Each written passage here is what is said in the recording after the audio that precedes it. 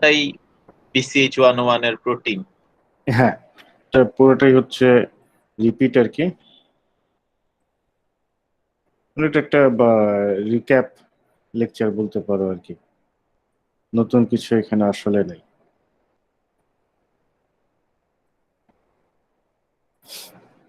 তবে BCS 101 মনে হয় না 102 তোমরা স্ট্রাকচার আরো ডিটেলসে পড়ছো আর কি। এখানে কিন্তু স্ট্রাকচার অত ডিটেলসে নেই, জাস্ট একটা ওভারঅল ধারণা দেওয়া। কারণ যেহেতু অলমোস্ট অল দ্য এনজাইমস, শুধু একটা গ্রুপ বা ছাড়া, সেই গ্রুপটা জানি কোনটা, রাইবোজাইমস। রাইবোজাইমস ছাড়া বাকি সব এনজাইমই হচ্ছে প্রোটিন। সো প্রোটিন নিয়ে স্টাডি করতে গেলে, এনজাইম নিয়ে স্টাডি করতে গেলে প্রোটিনের স্টাডি, মানে প্রোটিন অটোমেটিকলি চলে আসে আর কি, কারণ সেম জিনিস।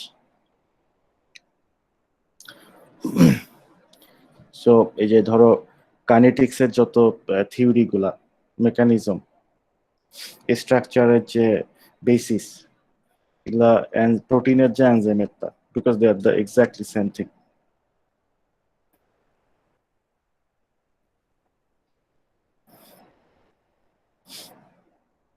এই জন্য আর কি প্রথম দিকে প্রথম এই চ্যাপ্টারটা আমি তেমন একটা এক্সপ্লেনও করি না, মানে ওই জাস্ট ওই লেকচারে যা আছে তাই, এক্সেপ্ট স্পেসিফিসিটির ব্যাপারটা।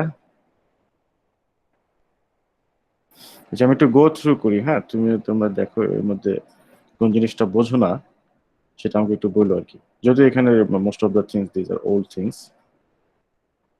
লাইক এনজাইমের ক্যারেক্টারিস্টিক্স, এগুলো তো জানোই তোমরা।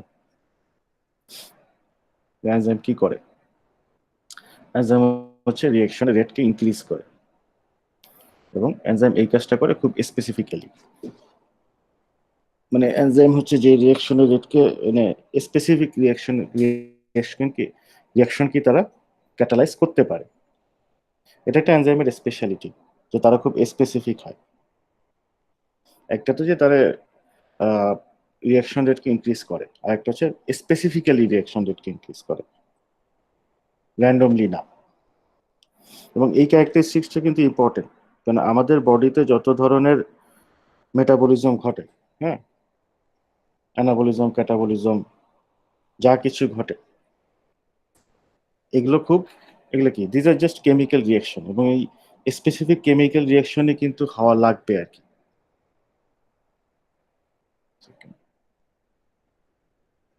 তো কেমিক্যাল রিয়াকশন যদি স্পেসিফিক না হয়, আমাদের বডির মেকানিজম গুলো কি, মেটাবলিজমে স্পেসিফিক হবে না।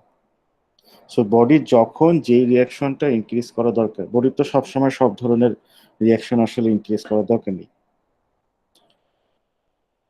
তার এক এক সময় এক একটা রিয়াকশন, আমাদের বডির এক এক জায়গায় এক এক সময় এক একটা রিয়াকশনের রেট বাড়াতে হয় আর কি, মেটাবলিজম ঠিক রাখার জন্য, হোমিওস্ট্যাসিস ঠিক রাখার জন্য। এই জন্য এনজাইমের স্পেসিফিসিটিটাও নেসেসারি।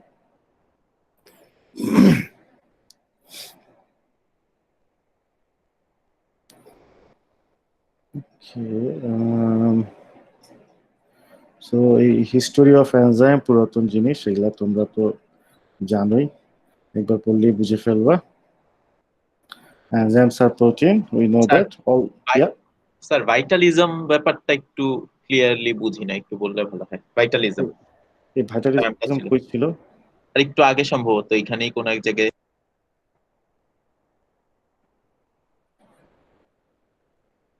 তোমাকে বলতে স্যার পারবা কোন স্লাইডে হিস্ট্রিতে, ছিল? স্যার হ্যাঁ, হিস্ট্রিতে। হিস্ট্রিতে হচ্ছে ভাইটালিজম ছিল, ভাইটালিজম থেকে পরে হচ্ছে এনজাইম নামটা আসে। ও আচ্ছা, দাঁড়াও দেখিনি, কারণ আমি নিজেও ভুলে গেছি। Which experiment at once mark the end of vitalistic notions. ওকে, একটু দেখে নিই ভাইটালিজম কি জিনিস। স্যার আমার 5 নাম্বার লেকচারে, 5 নাম্বার ও স্লাইডে। 5 নম্বর স্লাইডে। আচ্ছা, ওকে। He postulated that these ferments were inseparable from the structure of living cells. This view called vitalism. আচ্ছা, ভাইটালিজম যেটা কি, ধরো fermentation of sugar into alcohol by yeast catalysed by ফার্মেন্টস।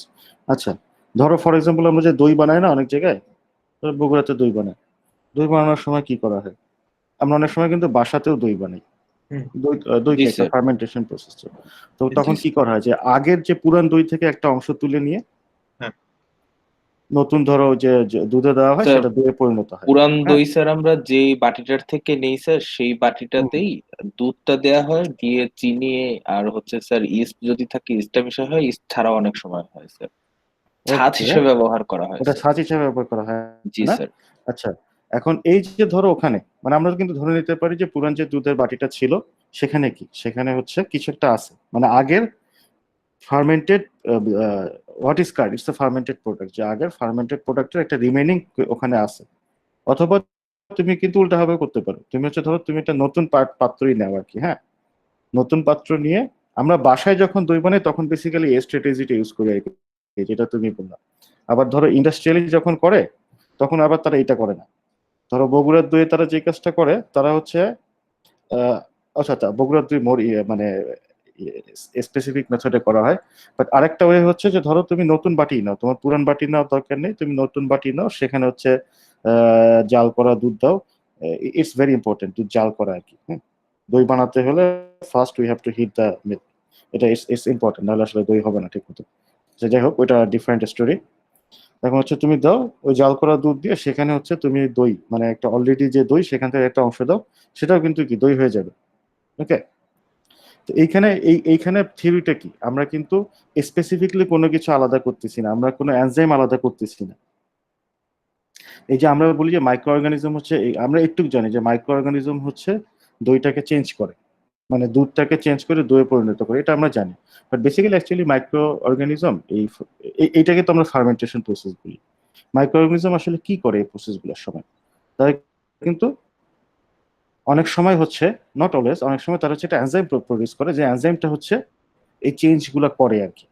ঠিক আছে, চেঞ্জ করে ফার্মেন্টেড প্রোডাক্টটা তৈরি করে। তো ওই সময় I mean in around in 1850s ধারণা ছিল যে এই যে রিমেইনিং যে ফার্মেন্টস, আচ্ছা যে এটাকে আমরা কিন্তু ফার্মেন্টস বলি, ফার্মেন্টেশনের ফলে যেটা তৈরি হয় সেটা হচ্ছে ফার্মেন্টস।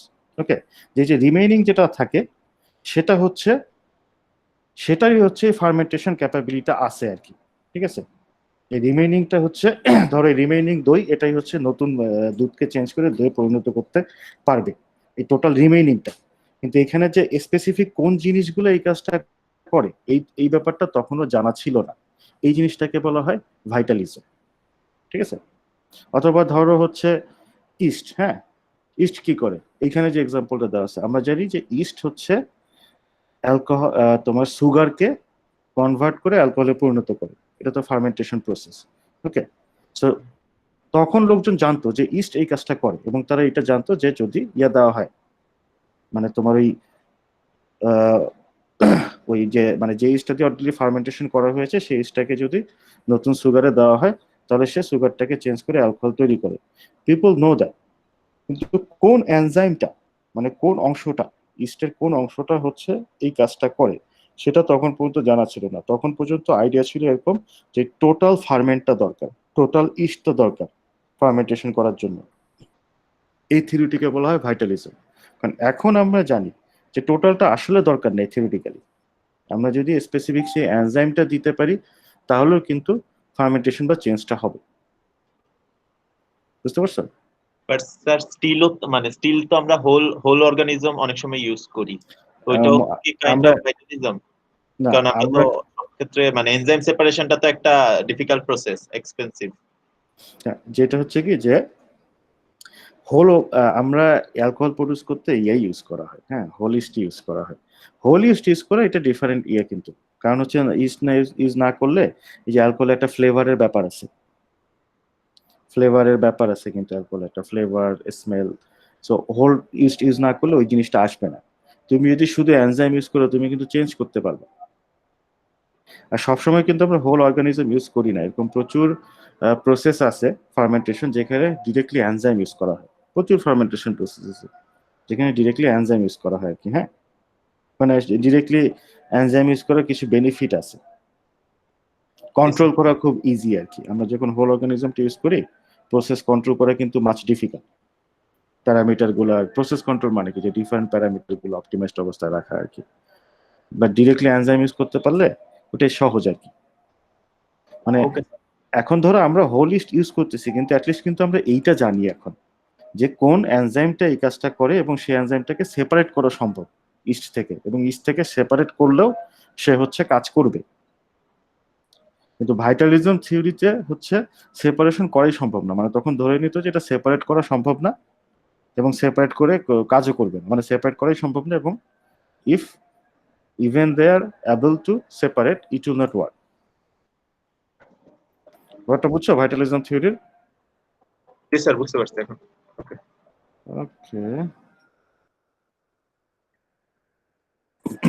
ওকে, ওল্ড থিওরি আর কি, এখন আর এসব থিওরি ইউজ হয় না।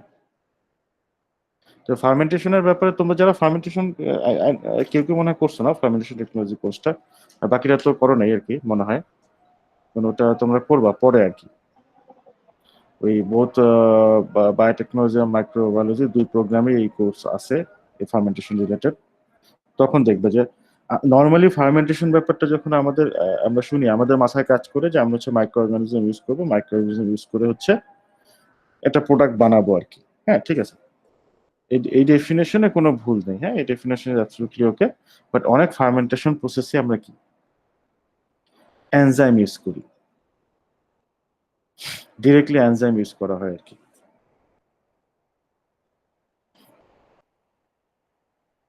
বুঝা গেল ব্যাপারটা?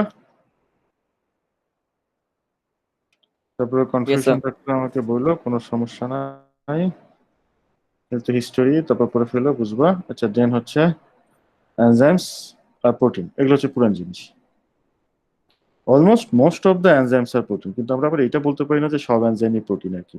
কারণ জাইমোজাইম নামে একজন এক ধরনের ভদ্রলোক আছে, সরি জাইমোজাইম না, রাইবোজাইমস, হ্যাঁ এই রাইবোজাইম নামে এক ধরনের ভদ্রলোক আছে, তারা হচ্ছে এনজাইম। মানে বেসিক্যালি আসলে এনজাইম কাদেরকে বলা হয়? যারা ক্যাটালাইসিস করতে পারে। ওকে, সো রাইবোজাইমস তারা ক্যাটালাইসিস করতে পারে, এই জন্য তারাও enzyme, but they are not protein, they are RNA. Okay, এই রাইবোজামস বাদে বাকি যত এনজাইম আসে সবাই হচ্ছে প্রোটিন। সো এনজাইম বুঝতে গেলে, এনজাইমের স্ট্রাকচার বুঝতে গেলে বেসিক্যালি আমাদের প্রোটিনের স্ট্রাকচারই বুঝতে হবে। সো জাস্ট রিক্যাপ করার জন্য, পুরান জিনিস, প্রোটিনের কয়টা লেভেল অফ স্ট্রাকচার থাকে? Primary, secondary, tertiary, quaternary. যেগুলো কিন্তু লেভেল অফ স্ট্রাকচার, এটা আবার ডিফারেন্ট টাইপ অফ স্ট্রাকচার বলাটা না আই থিঙ্ক ঠিক না, যদিও অনেক সময় আমরা মানে কথা ছলে বলি। বাট ধরো একটা প্রোটিন সেকেন্ডারি স্ট্রাকচার অবস্থায় আছে, সে কি ফাংশনাল হবে? ফাংশনাল মানে যে কাজটা সে করে সেটা করতে পারতেছে কিনা। না স্যার, No, sir. না স্যার। Exactly, right. ফাংশনাল হতে গেলে অ্যাটলিস্ট তাকে টারশিয়ারি স্ট্রাকচারে যেতে হয় আর কি। হ্যাঁ, মানে এইগুলো দিয়ে মোর আমরা এইভাবে বলতে পারি যে এনজাইম যখন সিনথেসিস হয়, মানে সরি প্রোটিন যখন সিনথেসিস হয়, প্রোটিন সিনথেসিস কে করে? রাইবোজোম করে। রাইবোজোমের মধ্যে প্রোটিন সিনথেসিস হয়। প্রথমে হচ্ছে যে অ্যামাইনো অ্যাসিডের চেইন তৈরি হয়, যেটাই হচ্ছে primary structure, right. Just amino অ্যাসিডের যে চেইন, সেটা হচ্ছে প্রাইমারি স্ট্রাকচার বলি আমরা। সেই প্রাইমারি স্ট্রাকচারটা থেকে সেকেন্ডারি স্ট্রাকচারটা হয়। তো সেকেন্ডারি স্ট্রাকচার হওয়ার সময় কি তখন আর এই সিম্পল চেইন থাকে না, তাদের কিছু স্পেসিফিক স্ট্রাকচারাল শেপ আসে। যেমন ধরো আইদার তারা এরকম স্পাইরাল হতে পারে অথবা এরকম শীট লাইক হতে পারে। ওকে, এইগুলাকে বলা হয় সেকেন্ডারি স্ট্রাকচার। তো সেকেন্ডারি স্ট্রাকচার যে এই প্রাইমারি থেকে যে সেকেন্ডারি স্ট্রাকচার ফর্ম হয়, এটার one of the main reason is formation of hydrogen bond. হ্যাঁ, হাইড্রোজেন বন্ড ফর্ম হয় ইন্ট্রামলিকুলার, তার ফলে তারা এরকম শেপ দেয়। এটা হচ্ছে সেকেন্ডারি স্ট্রাকচার। এই স্ট্রাকচারও কিন্তু ফাংশনাল স্ট্রাকচার না। তারপরে যেটা হয়, এই সেকেন্ডারি স্ট্রাকচার থেকে টারশিয়ারি স্ট্রাকচার তৈরি হয় আর কি। ওকে, এরা ধরো আরো প্যাচ খায়। ওকে, আরো প্যাচ গোছ খায়, প্যাচ গোছ খেয়ে এরকম হচ্ছে টারশিয়ারি একটা 3 ডাইমেনশনাল স্ট্রাকচার দেয় আর কি। ওকে, যেটা হচ্ছে টারশিয়ারি স্ট্রাকচার। এই যে প্যাচ গোছের কথা বলতেছি, প্যাচ গোছ তো আর এমনি এমনি দিবে না, দিস ইজ কেমিস্ট্রি, রাইট। প্যাচ গোছ দিতে গেলেও কি ইন্টারাকশন হতে হবে। ওকে, কোভ্যালেন্ট ইন্টারাকশন, নন কোভ্যালেন্ট ইন্টারাকশন, এরকম ইন্টারাকশন হয়ে ইন্ট্রামলিকুলার ইন্টারাকশন হয়ে তারা এরকম একটা প্যাচ গোছ খায়। প্যাচ গোছ খেয়ে এই যে স্ট্রাকচারটা দেয়, এটাকে বলা হয় টারশিয়ারি স্ট্রাকচার। ঠিক আছে, কি যেন একটা বলতেছিলাম, প্লিজ। আচ্ছা মনে পড়লে বলবো। আচ্ছা মনে পড়ছে। তো এই যে আমরা প্যাচ গোজের কথা বলতেছি না, ধরো এই যে প্রাইমারি স্ট্রাকচার থেকে একটা প্যাচ খেয়ে, হ্যাঁ, ডিফারেন্ট ভাবে প্যাচ খেলে ডিফারেন্ট স্ট্রাকচার দিবে আর কি, আলফা মানে হেলিক্স অথবা শিট। ওকে, তারপরে এখান থেকে আরো প্যাচ গোজ খেয়ে এরকম একটা স্ট্রাকচার দিল। ঠিক আছে, এই যে প্যাচ গোজ বলতেছি এটাকে আসলে আমরা এটা আসলে কি, এটা হচ্ছে ফোল্ডিং। এই জিনিসটাকে বলা হয় প্রোটিন ফোল্ডিং। যে প্রাইমারি স্ট্রাকচার থেকে মানে চেইন অফ অ্যামিনো অ্যাসিড থেকে ফোল্ডিং এর মাধ্যমে এই ফাংশনাল ফর্মটা হয় প্রোটিনের। এই প্রসেসটাকে বলা হয় protein folding, and protein folding is very important. Protein সিনথেসিসের সময় প্রোটিন ফোল্ডিং যদি কি বলা যায় অ্যাবনর্মাল হয়, প্রোটিন ফোল্ডিং এ যদি কোনো প্রবলেম হয়, তাহলে যেই প্রোটিনটা তৈরি হবে সেই প্রোটিনটা কিন্তু ফাংশনাল হবে না। ওকে, এরকম হতে পারে তোমার ধরো অনেক সময় মিউটেশনের ফলে, বা ধরো বিভিন্ন জেনেটিক্যাল ডিজিজ থাকে না, যেগুলো হেরিডিটারি ডিজিজ আর কি, মানে যেগুলো ধরো মানে আমরা হচ্ছে আমাদের প্যারেন্টসের কাছ থেকে পাই, মিউটেশন থাকে। অথবা, হ্যাঁ কেউ কিছু বলবা?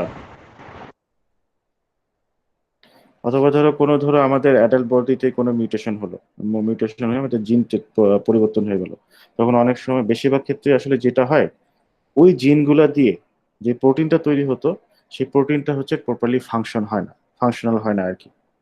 তো অনেক সময় দেখা যায় ফোল্ডিং প্রসেসটা ঠিক মতো হয় না। ওকে, ফোল্ডিং ঠিক মতো না হলে তখন হচ্ছে সেই প্রোটিন ফাংশনাল হবে না, নন ফাংশনাল প্রোটিন তার কাজ করতে পারবে না এবং আমাদের বডিতে অ্যাবনর্মালিটি দেখা দিবে আর কি। টার্সিয়ারির পরে কোয়াটার্নারি, কোয়াটার্নারির ক্ষেত্রে কি হয়, কয়েকটা টার্সিয়ারি প্রোটিন মিলে কোয়াটার্নারি স্ট্রাকচার তৈরি হয়। হ্যাঁ, একটা কোয়াটার্নারি স্ট্রাকচার হতে অ্যাটলিস্ট দুইটা টার্সিয়ারি প্রোটিন লাগবে, অ্যাটলিস্ট দুইটা আর কি। একা একা মানে একটা টার্সিয়ারি প্রোটিনকে আমরা কোয়াটার্নারি স্ট্রাকচার দিবে আর কি। ওকে, এই পরের ছবিতে এই জিনিসটাকে একটু ডিফারেন্ট ভাবে ভিজুয়ালাইজ করা হয়েছে আর কি। Primary structure amino acid chain, তার এরকম প্যাচ খেয়ে সেকেন্ডারি স্ট্রাকচার হয়, এক্ষেত্রে আলফা হেলিক্সটা দেখানো হয়েছে। তারপরে কি হয়, টারশারি স্ট্রাকচার, টারশারি স্ট্রাকচার আরো প্যাচ গোছ খায়।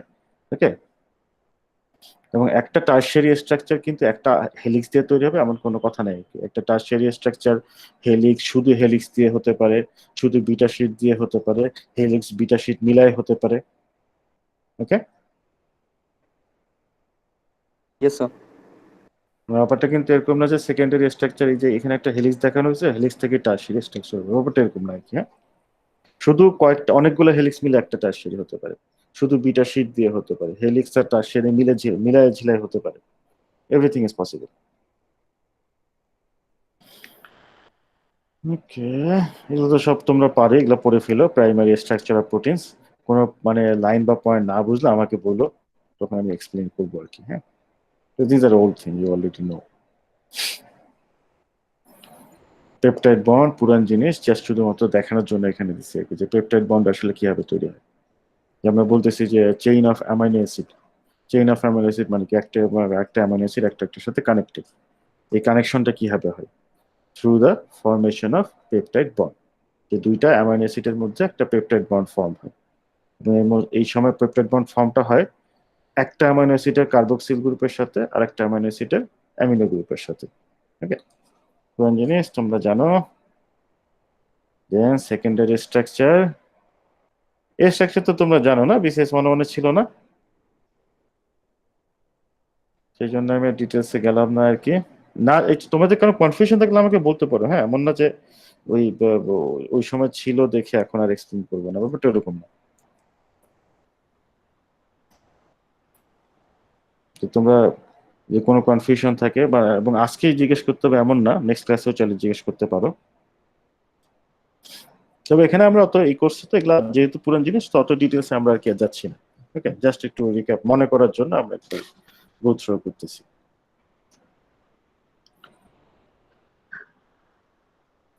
মানে যখন হেলিক্স ফর্ম হয়, যখন বিটা শিট ফর্ম হয়, তারা কিছু প্যাটার্ন প্যাটার্ন ফলো করে, কিছু রুলস ফলো করে। ঠিক আছে, যেমন এই যে তাদের যে আর গ্রুপটা কোন দিকে থাকবে, ভিতরের দিকে থাকবে না বাইরের দিকে থাকবে, তারপরে যে ধরো হেলিক্স স্ট্রাকচার যে প্যাচ খাচ্ছে, হ্যাঁ, টার্ন নিচ্ছে, কত দূর পর পর তারা এরকম একটা টার্ন নিবে। ওকে, মানে এই জিনিসগুলো কিন্তু কি বলা যায়, দিস আর ওয়েল ডিফাইন্ড। এমন না যে একটা টার্ন হচ্ছে গিয়ে 5 অ্যাংস্ট্রম পরে নিল আর একটা 7 অ্যাংস্ট্রম পরে নিল, এরকম না। ওকে, সো বিটা শিট পরে ফেলো। দেন হচ্ছে টারশিয়ারি স্ট্রাকচার। ওকে, সো টারশিয়ারি স্ট্রাকচার থেকেই হচ্ছে প্রোটিন ফাংশনাল হতে পারে, বা তার মানে কিন্তু এই না যে সব প্রোটিন হচ্ছে টারশিয়ারি স্ট্রাকচারই ফাংশনাল। অনেক প্রোটিন আছে তাদের ফাংশনাল হতে গেলে কোয়াটারনারি স্ট্রাকচারে যেতে হবে, হ্যাঁ, তাদের কোয়াটারনারি স্ট্রাকচারটা ফাংশনাল। অনেক প্রোটিন আছে তাদের টারশিয়ারি স্ট্রাকচারটাই ফাংশনাল। ওকে, এটা ডিপেন্ড করতেছে প্রোটিনটার উপর। আচ্ছা, এখানে হচ্ছে টারশিয়ারি স্ট্রাকচার ফলে যে প্রোটিন, মানে টারশিয়ারি স্ট্রাকচার তো একটা প্রোটিন আর কি। তো দুই টাইপের, মোটামুটি দুই দুই ধরনের টারশিয়ারি স্ট্রাকচার দেখা যায় আর কি, হ্যাঁ। সো এক ধরনের স্ট্রাকচারকে বলা হয় ফাইব্রাস প্রোটিন, আর এক ধরনের হচ্ছে গ্লোবুলার প্রোটিন। আমাদের বডিতে অনেক ধরনের প্রোটিন আছে, বেসিক্যালি আমাদের বডির মেজরিটি পোর্শনই প্রোটিন আর কি। তবে ফাংশনের উপর ডিপেন্ড করে কোন জায়গায় আছে এর উপর ডিপেন্ড করে প্রোটিনগুলো একটু ডিফারেন্ট হয়। সো ফর এক্সাম্পল আমাদের মাসলে যে প্রোটিনগুলো থাকে আর কি, মাসল প্রোটিন কিন্তু মুভ করে না তো, হ্যাঁ, তাদেরকে তো মুভ করার দরকার নেই, তারা মাসলে বসে আছে। ওকে, তাদের মুভ করার নেসেসারি না, কিন্তু তাদের আবার কিছু স্পেশাল ক্যারেক্টারিস্টিক্স থাকতে হয়। কারণ মাসল প্রোটিনের কি করতে হয়, কন্টিনিউয়াসলি সংকুচিত প্রসারিত হতে হয়, রাইট? ওকে, সো তাদের স্ট্রাকচার হয় অনেকটা এরকম আর কি, polypeptide chains arranged in long strands or sheet, long strand or sheets, and usually consist largely of a single type of secondary structure. ওকে, মানে ইউজুয়ালি একই ধরনের single type of secondary structure দিয়ে তারা তৈরি হয় আর কি। ওকে, এবং একটা তাদের, কোশ্চেন ছিল ইয়াপ, স্যার, মানে ওই টারশিয়ারি স্ট্রাকচার কখন ফাংশনাল হবে অথবা কোয়ার্টিনারি স্ট্রাকচার কখন ফাংশনাল হবে, কিসের উপর নির্ভর করে স্যার? প্রোটিনের উপর ডিপেন্ড করে। মানে টারশিয়ারি স্ট্রাকচার বা কোয়ার্টিনারি স্ট্রাকচারের উপর ডিপেন্ড করতেছে যে এটা কখন ফাংশনাল হবে, এটা না, মানে। কিছু প্রোটিন আছে যারা টারশিয়ারি স্ট্রাকচারই ফাংশনাল হুম আর কি, হুম। হ্যাঁ। কিছু প্রোটিন আছে তারা টারশিয়ারি স্ট্রাকচারে ফাংশনাল না, জি। সেটা কোয়াটারনারি স্ট্রাকচারে যাওয়ার পরে ফাংশনাল হয়। ওটা প্রোটিনটার রিকোয়ারমেন্ট, হ্যাঁ। আচ্ছা স্যার। এটার মানে ওই ওই অবস্থায় না গেলে সে ফাংশনাল হবে না। ফাংশনাল মানে কি, সে যে কাজটা করবে আর কি, হ্যাঁ। জি স্যার। ওকে, আচ্ছা, তো এটা তো, তো এই ধরনের প্রোটিনগুলো, হ্যাঁ, এগুলো হচ্ছে ফাইব্রাস প্রোটিন বলা হয় আর কি, এই টাইপের যাদের স্ট্রাকচার। ওকে, সো ইউজুয়ালি হচ্ছে আমাদের বডির যে স্ট্রাকচারগুলো আমাদের সাপোর্ট প্রোভাইড করে, আমাদের শেপ প্রোভাইড করে, এক্সট্রাকশন, এক্সটার্নাল প্রোটেকশন দেয়, ধরো স্কিন, আমাদের মাসল, হ্যাঁ, এরা হচ্ছে ফাইব্রাস প্রোটিন আর কি। আর টার্সিয়ারি প্রোটিন আর গ্লোবুলার প্রোটিন হচ্ছে, ধরো ফর এক্সাম্পল এই যে এনজাইম, যে বিভিন্ন এনজাইম গুলো, তারপরে হচ্ছে যে হরমোন, তাদেরকে তো মুভ করতে হয় আমাদের বডিতে, না? কারণ তারা এক জায়গায় প্রডিউস হয়, অন্য জায়গায় গিয়ে তারা হচ্ছে কাজ করে। তো এই যে মুভটা যে করে, তো তাদেরকে মুভ করতে হয়। ওকে, সো এখন মুভ করতে গেলে তাদের একটু স্ট্রাকচারাল স্পেশালিটি লাগে, সো তারা একটু গ্লোবুলার টাইপ হয়। মানে এই ধরনের স্ট্রাকচার হলে, এই যে ফাইব্রাসের মতো স্ট্রাকচার হলে, তার জন্য মুভ করা কিন্তু একটু ডিফিকাল্ট হতো, হ্যাঁ, কোথাও গিয়ে হয়তো বা আটকায় গেল, স্টাক হয়ে বসে থাকলো। বাট এই এই শেপটা কি, অনেকটা গোলগাল শেপ আর কি, হ্যাঁ, globular type shape, so it's easy for them to move. Okay, so এই জন্য দেখা যায় যে সব প্রোটিন হচ্ছে আমাদের বডিতে ধরে এই ধরনের কাজ করে, যে হরমোন, এনজাইম, এরা most of them are globular protein. Okay, and structurally polypeptide chains folded into a spherical or globular shape, and globular proteins often contain several types of secondary structure, মানে আলফা বিটা মিলায় ঝিলায় তৈরি হয়। So most enzymes and regulatory proteins are globular proteins. Enzyme তো বুঝলাম, regulatory protein কি, hormone, hormone কিন্তু regulatory protein। So for example insulin, আমরা সবাই জানি ইনসুলিনের কাজ কি, ডায়াবেটিক্স রিলেটেড, হ্যাঁ। বেসিক্যালি ইনসুলিন কি করে, insulin helps our body cell to absorb the glucose from the blood. এটা কিন্তু একটা রেগুলেটরি প্রোটিন, হ্যাঁ। তারা হচ্ছে আমাদের বডির ব্লাডে হচ্ছে গ্লুকোজ লেভেল কন্ট্রোল করে, রেগুলেট করে।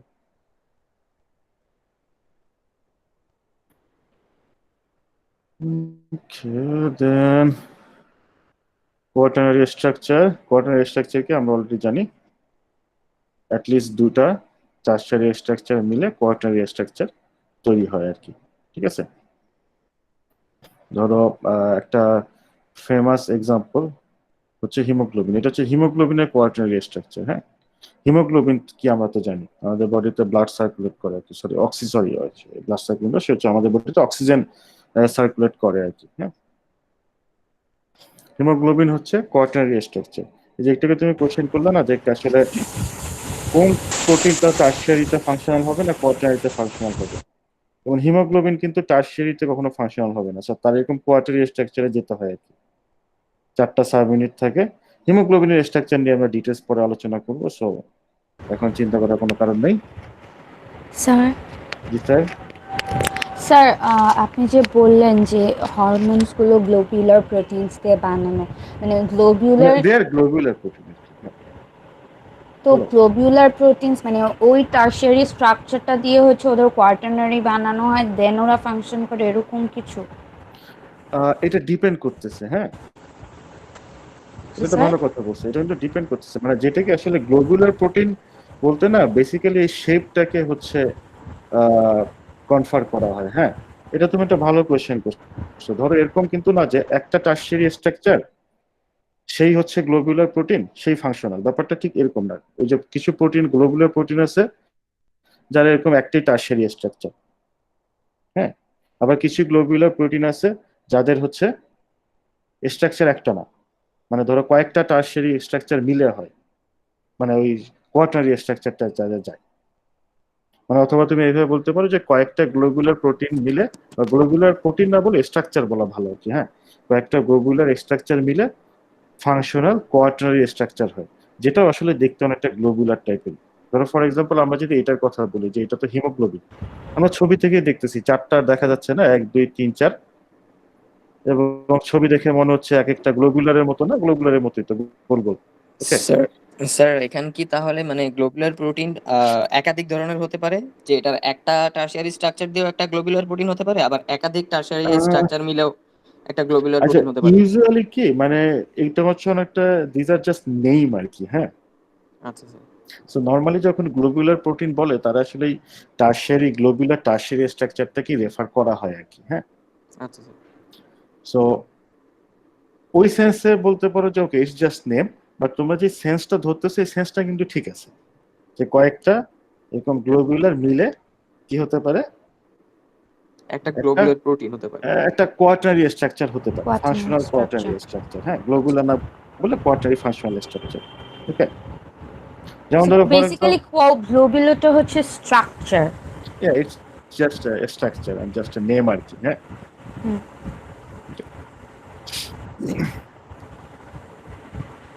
বুঝতে পারছো? জি স্যার। যেমন এখানে যেটা বলতেছিলাম এটা হিমোগ্লোবিন, ছবি দেখে বোঝা যায় না, চারটা ডিফারেন্ট কালার। জি অ্যাকচুয়ালি স্যার। দেখুন চারটা ইউনিট মিলে, এগুলোকে সাব ইউনিট বলা হয় আর কি। হ্যাঁ, 4টা সাব ইউনিট মিলে একটা হিমোগ্লোবিন তৈরি হয়, এবং এক একটা সাব ইউনিটই তো এক একটা গ্লোবুলারের মতো দেখাচ্ছে না। জি স্যার। ইয়া, এক এবং একটা তারা টারশিয়ারি স্ট্রাকচার। এরকম 4টা টারশিয়ারি স্ট্রাকচার মিলে একটা কোয়াটার্নারি স্ট্রাকচার তৈরি হয়, এবং শুধুমাত্র এই কোয়াটার্নারি স্ট্রাকচারটাই কিন্তু হিমোগ্লোবিনের ফাংশনাল। এবং এই পুরাটাও কিন্তু নিজে কি তার কি তার শেপ কিন্তু এরকম গোলাকার টাইপের, গ্লোবুলার শেপ আর কি।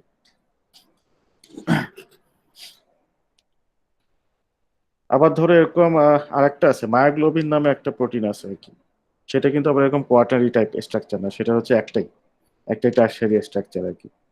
মায়োগ্লোবিনও অক্সিজেন ক্যারি করতে পারে। হ্যাঁ, আচ্ছা ওটা কিন্তু ডিফারেন্ট স্ট্রাকচার। বাচ্চাদের না। না, বাচ্চাদের না, আমাদের সবারই মায়োগ্লোবিন থাকে। আচ্ছা, হিমোগ্লোবিন আর মায়োগ্লোবিন নিয়ে আমাদের আলাদা একটা চ্যাপ্টার আছে। হ্যাঁ, ওই সময় ডিটেলস আলোচনা করব। মায়োগ্লোবিন বেসিক্যালি কি করে, এটা হচ্ছে তারা হচ্ছে আমাদের হোল বডিতে অক্সিজেন সাপ্লাই করে না, তারা অক্সিজেনের সাথে বাইন্ড করে, কিন্তু তারা সেই অক্সিজেনটাকে বাইন্ড করে আমাদের মাসলে হচ্ছে অনেকটা স্টোর করে রাখে আর কি। যখন আমাদের ধরো হঠাৎ করে মাসলে অক্সিজেন অভাব দেখা দিলে তখন রেসপিরেশনে। They can help in the respiration. মানে ওই অক্সিজেনটা অনেকটা হচ্ছে ব্যাটারি টাইপের আর কি। হ্যাঁ, স্টোর হয়ে থাকে, যখন লাগে তখন ইউজ হয় টাইপের আর কি। হ্যাঁ, যেগুলো আমাদের ডিটেলস আছে, এটা ডিটেলস চ্যাপ্টারই আছে মায়োগ্লোবিন আর হিমোগ্লোবিনের, তখন ডিটেলস পড়াবো। আপাতত চিন্তার কারণ নাই। আচ্ছা, এরপরে হচ্ছে এনজাইমস, যেহেতু স্ট্রাকচার গেল, হ্যাঁ, এরপর যদি আমরা এনজাইমের দিকে যাই, এটা পুরো যে এনজাইম, এগুলা পুরান জিনিস, এগুলো পড়লে বুঝবা। কোএনজাইম, কোফ্যাক্টর, এই জিনিসগুলো তো জানি যে অনেক এনজাইমই আছে। কিছু এনজাইম আছে যারা হচ্ছে একাই একশো আর কি, হ্যাঁ, they do not need help from anyone, সে নিজেই সবকিছু করে ফেলতে পারে। But there are lots of enzymes যারা হচ্ছে নিজের একা একা কিছু করতে পারে না আর কি, তাদের হচ্ছে অন্যের হেল্প লাগে আর কি। সো এই হেল্পিং হ্যান্ড গুলোর নাম আছে, আমরা আমরা ইন জেনারেল এগুলোকে বলি কোএনজাইম আর কি। ওকে, সো এদেরকে আবার ফার্দার একটু ভাগ করে আমরা ইন জেনারেল কোএনজাইম বলি, বাট বেসিক্যালি হচ্ছে এদের দুইটা নাম আছে, কোফ্যাক্টর আর কোএনজাইম। কোফ্যাক্টর হচ্ছে ইনঅর্গানিক আর কি, ধরো এই যে iron two, magnesium sir two. একটা কথা স্যার ছিল স্যার। Yes yes. স্যার আমি স্যার ওই ইন্টারনেটে স্যার সার্চ দিয়েছিলাম স্যার। স্যার হুম, সেখানে দেখাচ্ছে স্যার একটু কন্ট্রাডিক্ট করতেছে স্যার স্লাইডটার সাথে। সেখানে কিরকম? বলছে স্যার কোফ্যাক্টরটাকে দুই ভাগে ভাগ করা যায়, one is organic, one is inorganic. Inorganic, অর্গানিকটা যেটা আছে হুম সেটার ভিতরে হচ্ছে স্যার আমরা কোএনজাইম আর মেটালিক গ্রুপ, প্রস্থেটিক গ্রুপ যেটা আছে সেটা দিতে হুম পারি। হুম, হুম। আর স্যার হচ্ছে ইনঅর্গানিক গ্রুপ স্যার যেটা আছে সেটা সম্পূর্ণভাবে আলাদা। আচ্ছা, যেটা হচ্ছে কি মানে ওইটা এক ধরনের classification, but most of the biochemist আসলে এইভাবে ক্লাসিফাই করে। হুম, মানে এই কোফ্যাক্টর কোএনজাইম এইভাবে ক্লাসিফাই করে আর কি, তোমার মেজরিটি বায়োকেমিস্ট্রি আর কি। ঠিক আছে, কারোর কথাই আসলে ভুল না, এই জিনিসগুলো কি দিজ আর জাস্ট নেম। কারণ আমরা কিন্তু এখান থেকে বলতেছি, বুঝতেছি যে আসলে কি, যে কিছু এনজাইমে যাদের হেল্পিং হ্যান্ড দরকার হয়, সেই হেল্পিং হ্যান্ড গুলা এরকম ইনঅর্গানিক আয়ন হতে পারে, অথবা কি মানে কিছু কিছু এনজাইমের হেল্পিং হ্যান্ড হচ্ছে ইনঅর্গানিক, কারণ হচ্ছে অর্গানিক। অর্গানিক হ্যাঁ, মলিকুল হইতে পারে স্যার। আলটিমেট ফাংশন তো একই, কাজ তো এক, মানে আমরা হ্যাঁ স্যার। যেভাবেই বলি না কেন, কাজ তো একই, যে এই এনজাইম গুলো তাদের হচ্ছে এই হেল্পিং হ্যান্ড গুলো দরকার, without this helping hand they can not work. ঠিক আছে, সো ধরো তুমি নেটে যেটা দেখতেছো ইন এসেন্স এটাও কারেক্ট, আবার এটাও কারেক্ট, দুটোই কারেক্ট। অনেক সময় হয় কি সায়েন্সে না এরকম হচ্ছে, কি হবে আমরা একটা জিনিসকে ডিফাইন করব, ধরো এই নামগুলো কিভাবে আসছে, কোফ্যাক্টর বা কোএনজাইম, আমাদের তো অ্যাটলিস্ট একটা নাম দিতে হবে। নাম না দিলে আসলে জিনিস অনেক গন্ডগোল পাকায় যায়, রাইট? জি ধরো স্যার। আমাদের এখানে সবার একটা নাম আছে না, সবার তো আলাদা নাম আছে, আর নাম না দিলে আসলে আমরা ডাকতাম কেমন, একজন একজনকে অ্যাড্রেস করতাম কি হবে? ঠিক আছে না? তো তো এখন ধরো চাইলে কেউ নাম চেঞ্জ করতে পারে না, পারে তো। নাম চেঞ্জ করলে কি জিনিস চেঞ্জ হয়ে যাবে? যাবে না। তো এরকম ব্যাপার না সায়েন্সেও থাকে, মানে হয় কি এই যে তখন এখন আমরা তো ধরো নাম যখন মানে আমরা নিজেদের মানে মানুষের নাম দিই, তখন তো আমরা আমাদের ইচ্ছা মতো কিছু একটা দিই, কিন্তু হচ্ছে সাইন্টিফিক্যালি যখন নাম দেওয়া হয় তখন কিন্তু কিছু লজিক দিয়ে নাম দেওয়া হয়, মানে কিছু লজিক আনা হয়। এখন অনেক সময় দেখা যায় যে সায়েন্সের ইভলভিং এর সাথে সাথে এরকম লজিককে অনেক সময় কিছু চেঞ্জ হয় আর কি। তো দেখা যায় যে ওল্ড যে ডেফিনেশনটা দেওয়া হয়েছিল সেই ডেফিনেশনটা হয়তো বা ফিট হচ্ছে না আর কি। ওকে, ধরো আননোন জিনিস জানা গেল, বা আগে আমরা জানতাম একরকম এখন জানি একটু অন্যরকম, সায়েন্স এরকম প্রায় হয়। তখন দেখা যায় একটু এই ডেফিনেশন গুলোকে একটু চেঞ্জ করার দরকার হয়, ব্যাপারটা অনেকটা ওরকম আর কি। ঠিক আছে, ওকে জি স্যার। ওকে, এগুলা তো তোমরা জানো, এগুলা ওইভাবে ইয়ে করলাম না। এখানে একটা লিস্ট দেওয়া আছে আর কি, হ্যাঁ, কিছু হচ্ছে কোফ্যাক্টর, কোএনজাইম, মেটাল আয়ন, এগুলো সব ইয়াতে পাবে, এই হচ্ছে ইয়ার কপি পেস্ট আর কি, কি জানি বলে বায়োকেমিস্ট্রির একটা বই আছে আর কি, হ্যাঁ, যেটাকে বলতে পারো বায়োকেমিস্ট্রি বাইবেল টাইপের, লেলিঞ্জার বায়োকেমিস্ট্রি। খুবই চমৎকার বই, খুবই ডিফিকাল্ট বই। তবে লেলিঞ্জার বইটা কাইন্ড অফ না মানে সবাই ইউজ করে। এই লেলিঞ্জার বায়োকেমিস্ট্রি হচ্ছে একমাত্র বই যেটা বোধ মানে যত ধরনের সাবজেক্টে বায়োকেমিস্ট্রি পড়ানো হয়, মেডিকেল সায়েন্সে বা আদার নন মেডিকেল সায়েন্সে, সবাই লেলিঞ্জারের বইটা ফলো করে। তবে লেনিনজারের বইটা না একটু কঠিন বই, ওটা একটু ধৈর্য সহকারে পড়তে হয়, মানে ওটা এত ডিটেলসে লেখা, ওটা ধরো একটা চ্যাপ্টার পড়া শুরু করলে কিছুক্ষণ পর না হারায় যাবে। জি স্যার, ফার্স্ট সেমিস্টারেই কিনছিলাম কিন্তু জীবনেও একটা চ্যাপ্টার পড়ে শেষ করতে পারিনি। আচ্ছা, অনেকবার হারায় গেছো না? স্যার পড়তে গেছিলাম স্যার, পরে স্যার একটার থেকে একটা রিলেটিভ কানেক্টিভিটি থাকে তো স্যার, তো একটা টপিক থেকে আরেকটা টপিকে গেলে সুইচ হয়ে যাচ্ছে মনে হচ্ছে। কিন্তু ওই এক্স্যাক্টলি। রিলেটিভ টপিক গুলা যেতে যেতে মনে হচ্ছে আমার একটা চ্যাপ্টার পরে শেষ করলেও আমার ওই রিলেটিভ টপিকটা আবার ফিরে আসবে না, কিন্তু পরের চ্যাপ্টারে কিন্তু আবার সেই একই টপিক আছে। ওই ইন্ট্রোডাক্টরি বায়োকেমিস্ট্রি হিসেবে লেলিঞ্জারের, মানে লেলিঞ্জারের বইয়ের উপর কোনো কথা নেই, হ্যাঁ, মানে ইন্ট্রোডাক্টরি বায়োকেমিস্ট্রি হিসেবে লেলিঞ্জারের বইটা টাফ আমি বলবো, কারণ সবকিছু ইন্টারকানেক্টেড তো। তো তোমরা যেটা করতে পারো, যে ভয়েটের বই আছে তোমাদের কাছে, আছে সফট কপি ভয়েট? আচ্ছা, আমার কাছে সফট কপি আছে, আমি হচ্ছে ক্লাসরুমে আপলোড করে দিব। বাক্সে এগুলো আপলোড করা যায় না, বাক্সে এত বড় ফাইল নিতে চায় না। আচ্ছা স্যার, দিন ক্লাসরুমে।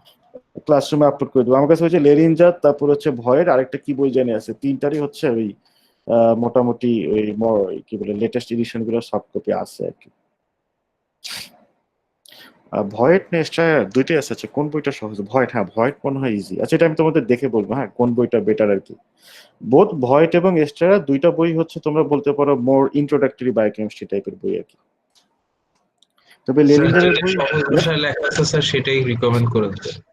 আচ্ছা এই দুইটার মধ্যে একটা কঠিন ভাষা, একটা সহজ ভাষা, এটা একটা আমরা ভুলে গেছি, দেখতে হবে কোনটা সহজ ভাষা। সম্ভবত ভয়েট সহজ তোমাদের জন্য, ভয়েট। আচ্ছা, আমি দেখে বলবো না। তবে লেলিঞ্জারের বইটা না একদম ফেলাই দিও না আর কি, হ্যাঁ। কিছুদিন পরে যখন দেখবা যে আসলে লেলিঞ্জারের বইটাই বেস্ট, এর উপর কোনো বই হয় না।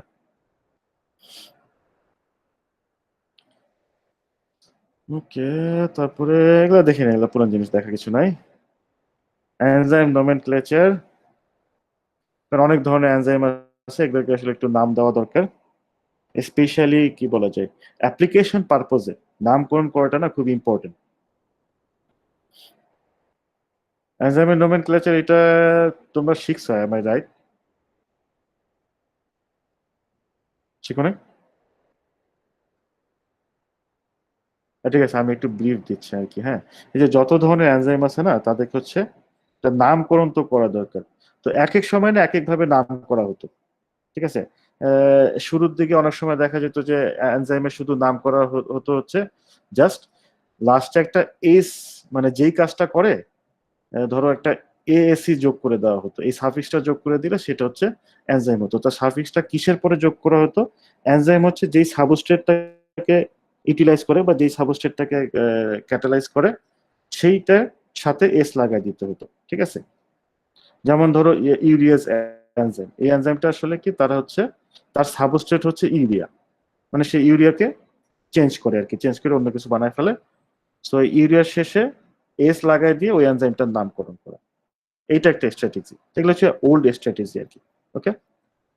তো আবার অনেক সময় হচ্ছে তারা যেই ফাংশন গুলা করে তার বেস করে নামকরণ করা হতো, কিন্তু এই ব্যাপারগুলো তখন ছিল কি, তখন কিন্তু এটা অর্গানাইজ ছিল না, এক একজন এক একভাবে এনজাইমের নাম দিচ্ছে।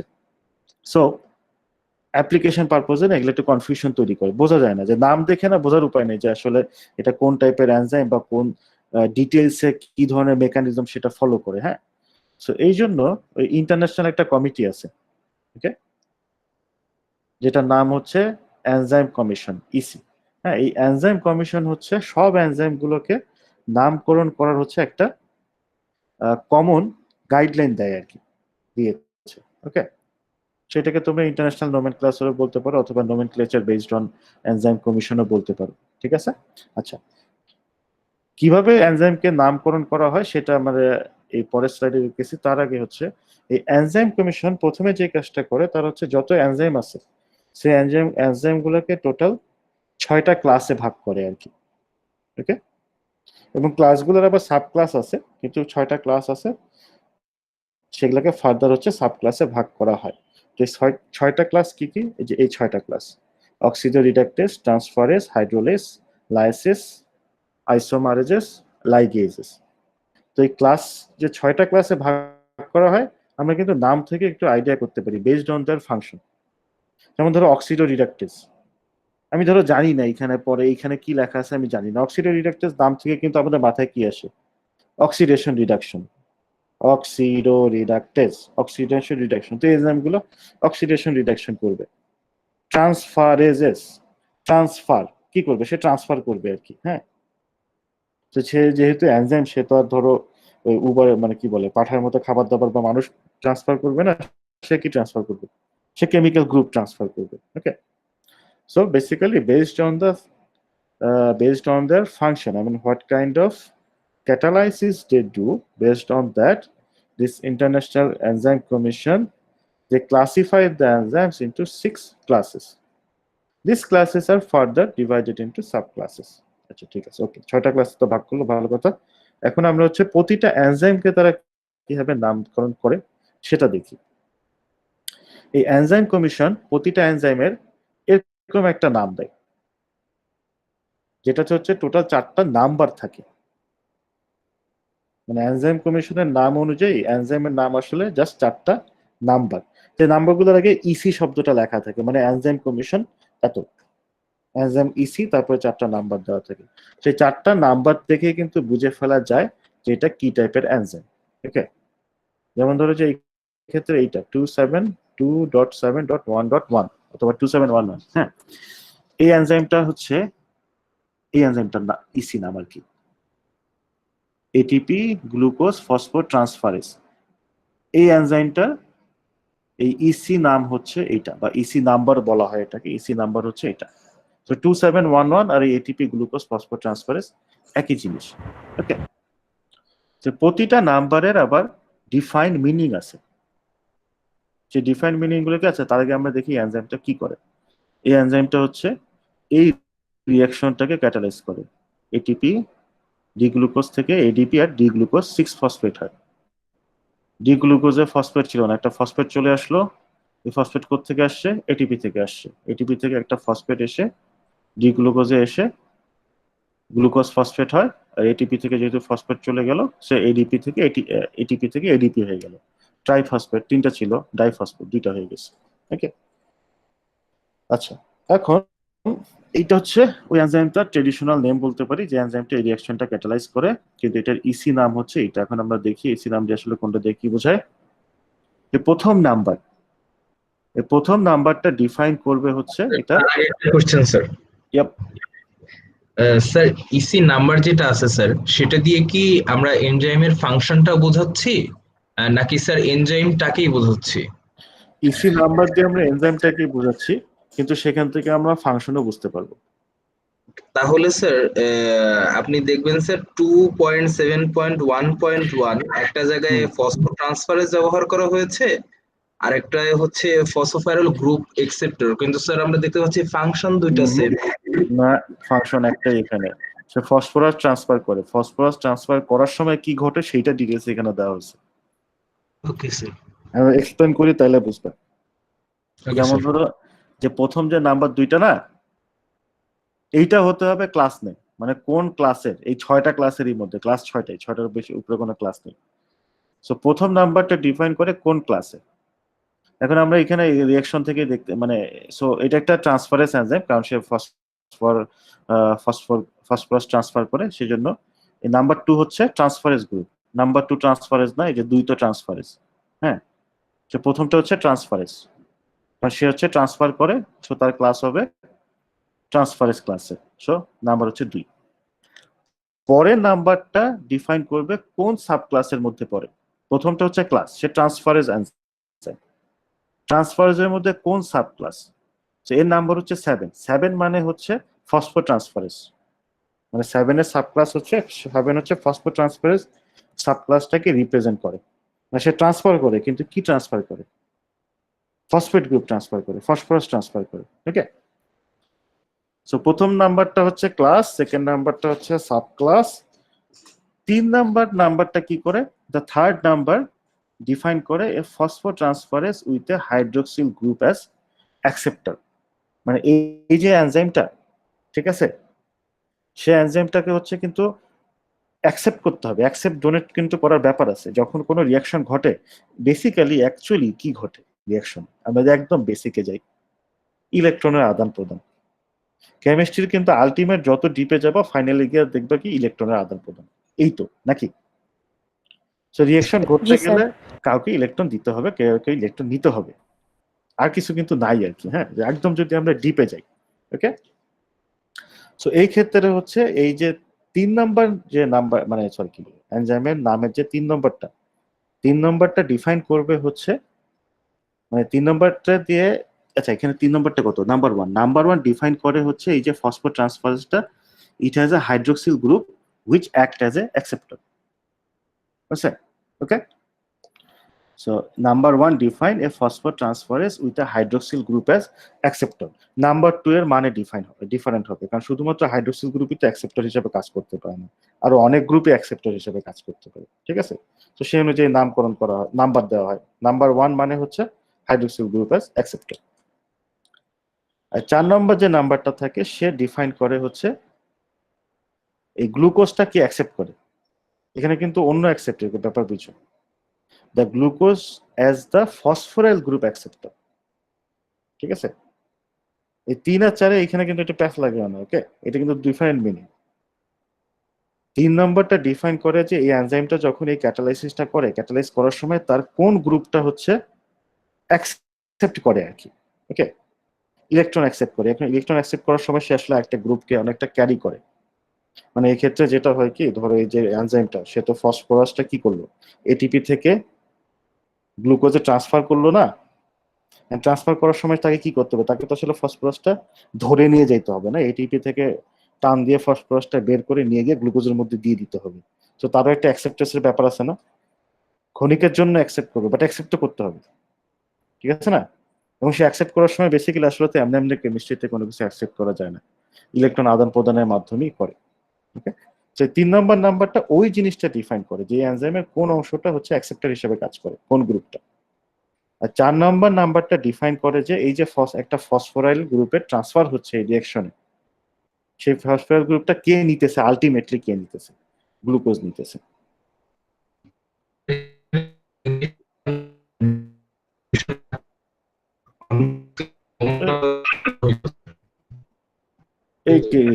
এই আবার বলো, রিপিট করো, কিছু শুনতে পাইনি, ভেঙে আসতেছে।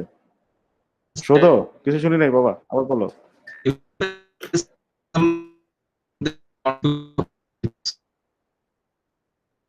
শোধো, এই কিছু বুঝতেছি না, ইন্টারনেট প্রবলেম। তুমি মেসেজে লিখে দাও। ও হ্যাঁ, শোধোই কাজ করতে পারো, হ্যাঁ মেসেজে লিখে দাও, কারণ তোমার কথা বুঝতেছি না আমরা কেউ, ভেঙে ভেঙে আসতেছে। স্যার স্যার, স্যার গ্লুকোজ তো কাইরাল থাকতে পারে, তো কোন গ্লুকোজটা অ্যাকসেপ্ট করতেছে এটা কি করে আন্ডারস্ট্যান্ড করবো, ওইটাও কি দেওয়া থাকবে? এইখানে অত ডিটেলসটা থাকবে না আর কি।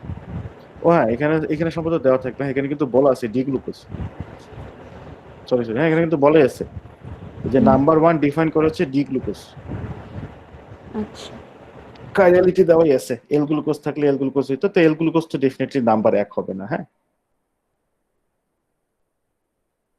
তো তোমরা এই নামকরণের বেসিকটা বুঝছো? জি স্যার, আমরা আগে এগুলো পড়িনি স্যার, এনজাইম এগুলো নোমেনক্লেচার। এগুলো ছিল, এগুলো বিসিএস, এই বিসিএস 101 ছিল না, 101 তে না ছিল না? না কয় কি এই ছিল তো। না আচ্ছা, এই দূর দূরান্ত থেকে কে কথা বলতেছো? মানে মাইক অনেক দূরে মনে হয়। হ্যাঁ হ্যাঁ, আফরান বলো। এনজাইম নোমেনক্লেচার ছিল না, হয়তো নতুন করে ইনক্লুড করা হতে পারে, বাট আমরা কেউ পাইনি।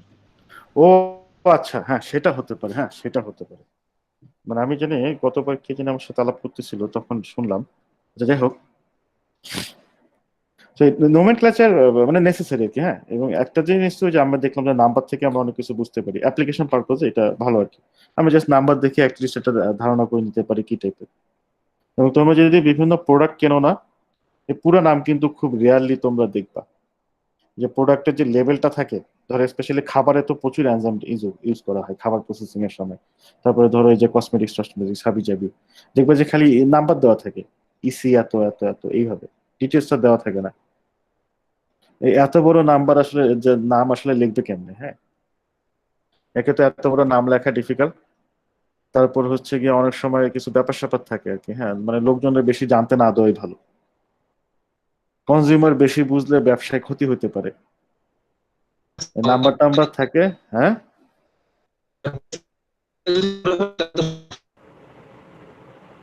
স্যার উনি সৌদর মেবি নেট। মেসেজ দিয়েছে, ওইটা ও দেখতে আচ্ছা, ও বলছে। সৌদর মেসেজ দেখছো নাকি? আচ্ছা, if the commission used Roman number in the fourth position instead of English number value, কেমনে রোমান নাম্বারের বদলে কেমনে ইজি হবে? একই তো কথা, ঠিক না? রোমান নাম্বার ইউজ করে একটা প্রবলেম হইতো কি, ধরো রোমান নাম্বার তো আবার বড় বড় না। ধরো রোমান নাম্বারে 8 লিখতে গেলে কয়টা লাগে? 1V। তারপর ধরো 11 লিখতে গেলে তো অনেকগুলো লাগে না? IX1। তাতে নাম্বার ইউজ করা কিন্তু সোজা, মানে জিনিসটা একটু ছোট হয়। রোমান নাম্বার ডেফিনেটলি ইউজ করা যেত, কিন্তু বড় হয়ে যেত। এগুলা হয় কি, এই এই এই বিভিন্ন ধরনের কমিশন ওয়ার্ল্ডে আছে, তারা মোটামুটি হচ্ছে এগুলা হচ্ছে কংগ্রেস হয় যখন তাদের, তখন তারা আর কি ডিসাইড করে যে কিভাবে কি করবে।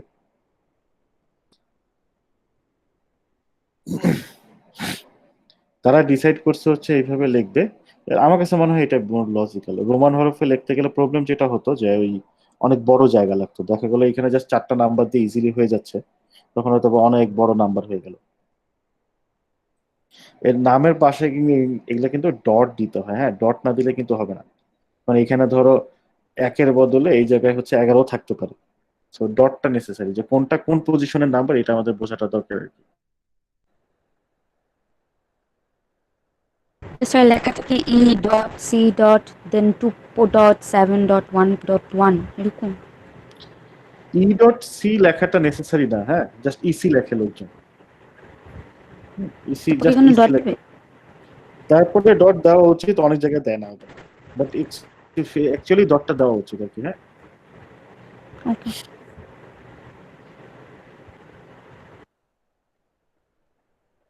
আবার এর শর্টকাট নামও এখনো অনেক জায়গায় কিছু আছে আর কি, ইন্ডাস্ট্রিয়াল শর্টকাট নেমও আছে। আর এটা তো ধরো তো এনজাইম, নট অনলি এনজাইম, যত ধরনের কেমিক্যাল আছে না, এই সবগুলোরই না এখন একদম নাম্বার আছে।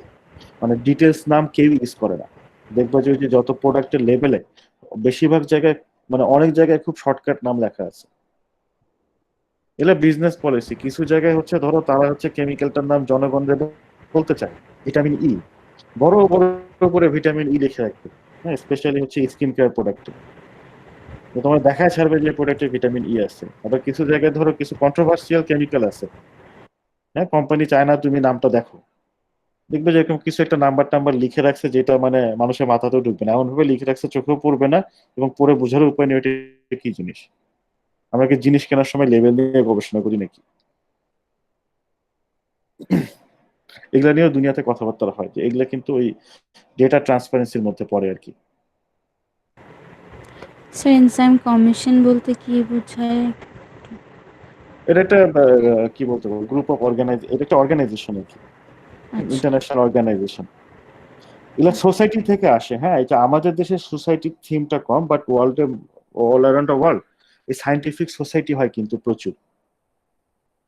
ঠিক আছে, সায়েন্টিফিক সোসাইটি হয়, কাউন্সিল হয়, কমিশন হয়। এগুলোর কিছু এই কোন সোসাইটি, কাউন্সিল, কমিশন, এদের কিছু অথরিটেটিভ ডিফারেন্স আছে আর কি। যেমন ধরো for example, Bangladesh pharmacy council আছে, যত তোমরা মনে হয় নাম জানো। বাংলাদেশে যত ফার্মাসিস্ট পাশ করে ভার্সিটি থেকে, সেটা যেই ভার্সিটি হোক, হ্যাঁ, তাদেরকে হচ্ছে ফার্মেসি কাউন্সিলের থেকে রেজিস্ট্রেশন নিতে হয়। রেজিস্ট্রেশন না নিলে কিন্তু হচ্ছে মানে তারা রেজিস্টার্ড ফার্মাসিস্ট না। এবং বাংলাদেশের যত ভার্সিটি আছে, এই ধরো স্পেশালি যত প্রাইভেট ভার্সিটি আছে, তাদের সিলেবাস কি হবে ফার্মেসি, এটা কিন্তু ফার্মেসি কাউন্সিল কন্ট্রোল করে আর কি, হ্যাঁ, তারা একটা ইউনিফর্ম সিলেবাস রাখে। প্লাস হচ্ছে এই যে রেজিস্ট্রেশনের ব্যাপারটা। তো এখন ধরো এই ফার্মেসি কাউন্সিল, ধরো এখন ধরো ধরো যে বায়োটেক কাউন্সিল করতে চাইলাম, অথবা মাইক্রোবায়োলজি কাউন্সিল করতে চাইলাম, চাইলে কিন্তু পারবো না। এগুলো বাংলাদেশ গভর্নমেন্টের আবার রুল আছে যে কাউন্সিল হতে গেলে কি কি লাগবে আর কি। ওকে, এরকম কমিশন করতে গেলে কি কি লাগবে আর কি। কারণ বাংলাদেশ মাইক্রোবায়োলজি সোসাইটি আছে, কিন্তু বাংলাদেশ মাইক্রোবায়োলজি সোসাইটি কিন্তু মাইক্রো রেজিস্ট্রেশন দিতে পারে না মাইক্রোবায়োলজিতে, রেজিস্টার্ড মাইক্রোবায়োলজির ব্যাপারটা কিন্তু তারা আনতে পারে না। তো সেটা করতে গেলে তাদের আগে কাউন্সিল হতে হবে। তো এরকম ব্যাপার স্যাপার, বুঝছো? হুম। আচ্ছা, আজকে নোমেনক্লেচার পর্যন্তই, হ্যাঁ, আমার একটু কাজ টাজ আছে আর কি আজকে। তোমরা এগুলো পুরান জিনিস, তারপরে একটু পড়ো টরো, আর বাকি এরপরে হচ্ছে আমরা পরের দিন এই স্পেসিফিসিটি এর মধ্যে লক এন্ড কি তোমরা পারো স্পেসিফিসিটি, আর হচ্ছে ওই যে কয়েকটা টাইপের স্পেসিফিসিটি আছে 4 টাইপ অফ, এগুলো একটু দেখবা ভালো মতন। আর হচ্ছে পরের চ্যাপ্টারটা দেখো, হ্যাঁ ওয়াটার, পরের চ্যাপ্টারটা খুব ছোট ওয়াটার, কিন্তু এটা একটা ইম্পর্টেন্ট চ্যাপ্টার, এই জিনিসগুলো জানা উচিত। ওয়াটারের আমরা ডিটেলসে যাব না, ডিটেলস আসলে ওয়াটারের ডিটেলস হচ্ছে অনেক বড়, হ্যাঁ শুধু ওয়াটারের উপরে বই আছে। সো বাট ওভারঅল আমরা একটা আইডিয়া নিব, এবং কেন ওয়াটারের আইডিয়া আমাদের জানাটা ইম্পর্টেন্ট এনজাইম বা প্রোটিন স্টাডি করার জন্য, তখন বুঝতে পারবা। ঠিক আছে, তাহলে একটু পড়ে টরে এসো। আজকে আর কারো কোনো কোয়েশ্চেন আছে?